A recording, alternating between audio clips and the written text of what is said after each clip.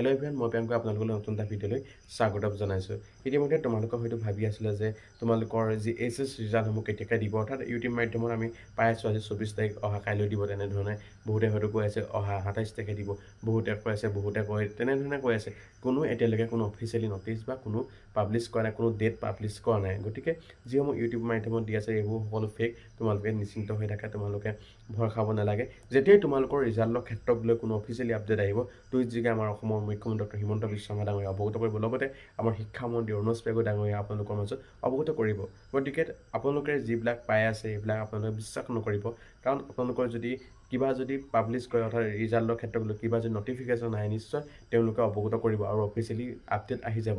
গতিকে আপোনালোকে ব্যক্তিসকলে যিসকলে ইউটিউব মাধ্যমতে হওক বা যিকোনো ধৰণৰ কথা কৈ আছে, অৰ্থাৎ গুগলতে হওক বা কিবা ধৰণে যদি আপোনালোকে পাই আছে, নিশ্চয় আপোনালোকে এইবিলাক ডাইৰেক্ট আপোনালোকে এইটোৱে বুলি আপোনালোকে ভাবি নল'ব, কাৰণ আজিকালি দেখিছে কিমান ফেককৈ জাহানা দি থাকে। গতিকে আপুনি গুগলত মাৰিলেও আপোনাৰ যদি কিবা ওলায়, নিশ্চয় আপোনালোকে এইটো আপুনি সঁচা বুলি ভাবি নল'ব।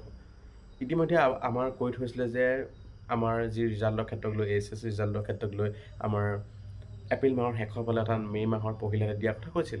আমি যদি এটা কথা লক্ষ্য কৰোঁ যে আমাৰ 2 মে'ৰ পৰা পঞ্চায়ত ইলেকশ্যন আছে, 2 মে'ত পঞ্চায়ত ইলেকশ্যন আছে, 7 মে'ত আৰু সম্ভৱ পঞ্চায়ত ইলেকশ্যন আছে। গতিকে পঞ্চায়ত ইলেকশ্যনৰ কাৰণে আমি এটা কথা আমি ধৰি ল'ব পাৰোঁ যে মে' মাহৰ যি ফাৰ্ষ্ট উইক, মে' মাহৰ ফাৰ্ষ্ট উইকটো আমাৰ ইমান সম্ভাৱনা নাই। আমি যদি ভাবোঁ মে' মাহৰ ফাৰ্ষ্ট উইকত যি আমাৰ ৰিজাল্টৰ ক্ষেত্ৰত লৈ সম্ভাৱনা নাই, আমি যদি এনালিচিছ কৰি চাওঁ, তেতিয়া আমি এপ্ৰিল মাহৰ লাষ্টলৈ বুলি আমি ভাবি ল'ব পাৰোঁ। কিন্তু এতিয়ালৈকে কোনো ধৰণৰ অফিচিয়েলি আপডেট নাই বাবে আমি ডাইৰেক্টলি কৈ দিব নোৱাৰোঁ যে আমাৰ ৰিজাল্টটো এপ্ৰিল মাহৰ শেষৰ ফালে দিব। গতিকে যদি আমাৰ পোনপ্ৰথমে কৈ থৈছিলোঁ যে এপ্ৰিল মাহৰ শেষৰ ফালে দিব, কিন্তু আপোনাক দিলে নিশ্চয় আপোনালোকে টুইটযোগে হওক বা আমাৰ অসমৰ মুখ্যমন্ত্ৰীজনে অৱগত কৰিব বা শিক্ষামন্ত্ৰীজনে অৱগত কৰিব।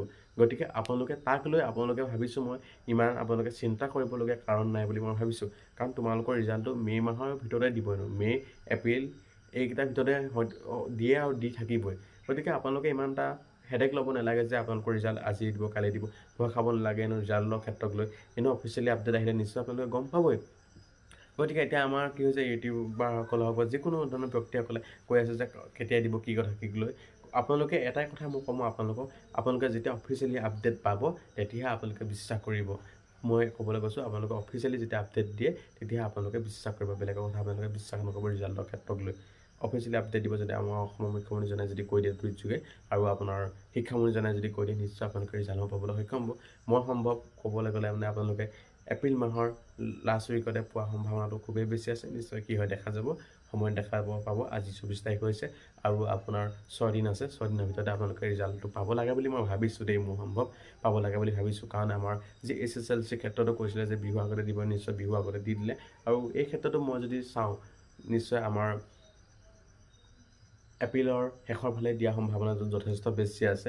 গতিকে ভাবিছোঁ কি এই ৰিজাল্টটো সোনকালে দিয়ক, আৰু ছাত্ৰ ছাত্ৰীসকলৰ যি দোমোজা হৈ আছে, তেওঁলোকৰ যি খলিধলি হৈ আছে, খলিধলিবিলাক যে আঁতৰক, আৰু লগতে তেওঁলোকে বেলেগ এখন কলেজত পাছ কৰি উত্তীৰ্ণ হৈ বেলেগ এখন কলেজত নামভৰ্তি কৰিবলৈ তেওঁলোকে ভাবি আছে। গতিকে এইবিলাক আপোনালোকে দুধুমুধু হৈ থাকিব নালাগে। ভাবিছোঁ আপোনালোকৰ মাজত মই ভিডিঅ' এটা বনাই আপোনালোকক মই এই কথাটো অৱগত কৰোঁ।